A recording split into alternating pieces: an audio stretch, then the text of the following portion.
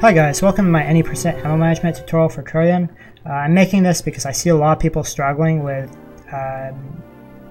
collecting ammo properly, and then they waste a bunch of time at the end of Tourian. So this might prevent that. So first, if you have Brinstar Super, just use the extra 2 super missiles as a buffer. And against this first Metroid, don't collect the drop, just use the super and move on. You're only gonna be doing this against the first Metroid, so don't worry too much about it. Against the next 2 Metroids, I like to use super missiles.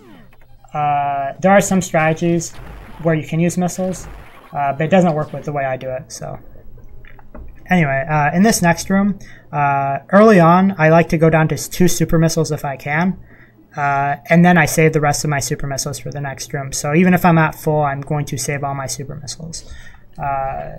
So right now, I'm going to use 1 super missile since I'm at 3. I'd use 2 if I was at 4, and I would not use any if I was at 1.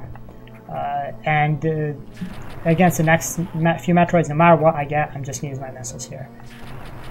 Because this room is not dangerous at all, and I don't need my super missiles, and I want my super missiles later. Okay, so for this next room, for the first Metroid, you want to be conscious of if he spawns quickly or slowly. If he spawns quickly, you can use missiles, and if he spawns slowly, you're going to have to use a super missile. So let's see how he spawns, and he's going to spawn, honestly, it was kind of in the middle there. You could use a missile or a super there.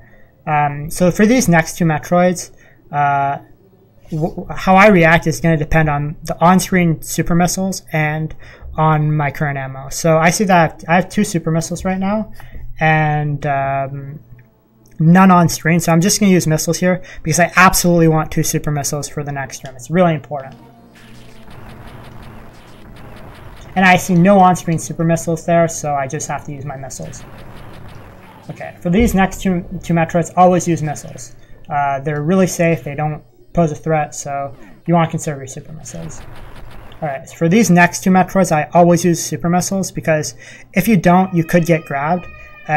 Keep in mind that if you got really unlucky and don't get any super missile drops, you could potentially have 1, and then just use missiles against the first one, but try to play safe, because if the Metroid spawn badly, you can get grabbed, so you want to be careful there. Okay, so I have 3 super missiles here. Normally I would not use any super missiles, but if you're at an uneven amount, just use a super missile, because you're kind of wasting a drop if you don't. So there we go. Against these next few Metroids, though, do not use any super missiles whatsoever. Alright, so for this last room, if you're at a really low ammo count, feel free to gamble and use super missiles without caring what your drops are. But for the normal case, we're going to do something else here. We're going to kill 1 Metroid and then look at its drops and determine what to do from there.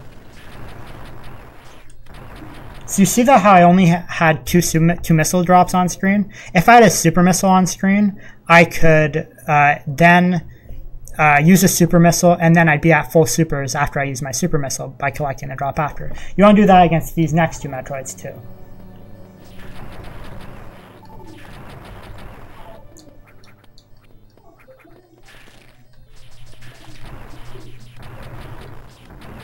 So you saw that I didn't get any super missile drops on screen while there was only one left on screen. So I had to use missiles all the time there. But if you see a super missile, you're gonna have a free super missile to use and collect ammo with. And that's it for this part. I'm going to explain just about everything else as far as collecting ammo and how to deal with Zebatites in another part. Thanks for watching.